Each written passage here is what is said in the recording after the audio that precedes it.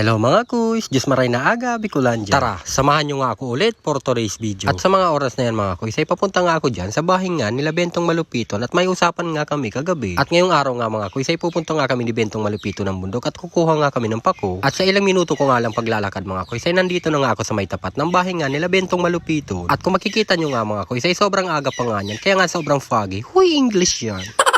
At nandito pa nga lang ako sa baba ng bahay nila Bentong Malupiton at umakyat na nga ako sa mga oras na yan. At pag-akyat ko nga dito sa bahay nila mga kuys, ay nahambaan na nga ako ni Ate Dag ng pamalo kasi nga isasama ko siya for today's vlog. At habang hinihintay ko nga dito si Bentong Malupiton at kagigising nga lang niya at nagkakape pa nga siya sa mga oras na yan. At habang binibidyohan ko nga dito si Buday mga kuys, ay bumabalik nga sa akin yung mga nakaraan na nilalagyan ko nga rin yung kape ng kanin. At ang lakas nga makarelax. At kaway-kaway nga dyan sa mga batang 90s na nilalagyan nga yung kape ng kanin. At nung pagkaubos nga ni Bentong Malupiton ng kanyang kape mga kuys, ay umalis na nga kami sa mga oras na yan. At dito nga muna kami pumunta sa may relocation kasi nga maraming pako nga rin dito. Pero nung pumunta nga kami dito mga kuys, ay puro na nga to tanim. At nawala na nga dito yung pinagkukuhanan nga namin ng pako at marami na nga tanim dito na iba't ibang uri nga ng gulay. At sobra talaga yung pinagbago dito na yung dating pinagkukuhanan nga namin ng maraming pako at mga prutas ay malinis na nga. At dahil wala nga kami nakuhang pako doon mga kuys, at napagdesisyonan nga namin ni Bentong Malupiton na lumipat na nga lang kami ng pwesto. At sa mga oras na to mga kuys, ay nandito na nga kami napadpad sa kabilang bundok. At bumababa na nga kami dito di Bentong Malupiton at doon nga kami kukuha sa may baba. At dito nga sa pagkukuhanan nga namin ng pako ay binidyohan ko pa nga to at kitang-kita nga dito yung relocation site. At sa mga puntong yan mga kuys ay pinagpapatuloy nga lang namin dito maghanap nga ng pako. At pagbaba nga namin ni Bentong Malupiton ay may nakukuha na nga kaming pako sa mga oras na yan. At dito nga sa pinuntahan namin mga kuys ay maraming ang tubo dito ng mga pako. At pinagpapatuloy nga lang namin dyan sa pangunguha mga kuys kasi nga marami na kami ditong nakikita. At kung saan-saan pa nga kami napapadpad kanina, nandito lang naman pala yung maraming pako. At sa mga oras na yan mga kuys ay magkahiwalay nga kami ni Bentong Malupiton ng pwesto. At dito nga ako pumwesto sa taas at si Bentong Malupiton naman ay pumwesto nga siya dun sa baba. At sa ilang minuto nga lang ng pangunguha namin ng pako mga kuys ay nakarami na nga kami dito ni Bentong Malupiton. At nung napansin nga namin marami na kaming nakuha mga kuys ay pauwi na nga kami sa mga oras na yan. At nakataas na nga kami sa mga oras na yan mga kuys at nandito na nga kami sa may daanan. At habang pauwi nga kami mga kuys ay nadaanan nga namin dito yung mga tanim nga ng mga womens. At sa mga puntong yan mga kuys ay nandito nga sila at nagtatanim nga sila for today's video. At nung malapit na nga kami sa may kalsada mga kuys ay nakita nga namin sila dito sa may kubo at nagche-check nga sila yata ng attendance dyan. At nung dito na nga kami sa may tapat ng bahay nga nila Bentong Malupiton ay nakakita nga ako ng maraming bunga ngang papaya. At fast forward na nga tayo mga kuys. Nakarating na nga ako dito sa bahay at binabalatan ko na nga dito sa mga oras na yan yung nyug. At isang nyug nga lang ang gagamitin ko sa pako mga kuys kasi nga hindi naman siya matakaw sa gata. At pinagpapatuloy ko nga lang dyan balatan yung nyug mga kuys kasi nga magsisipag-sipagan tayo for today's video. Cheers!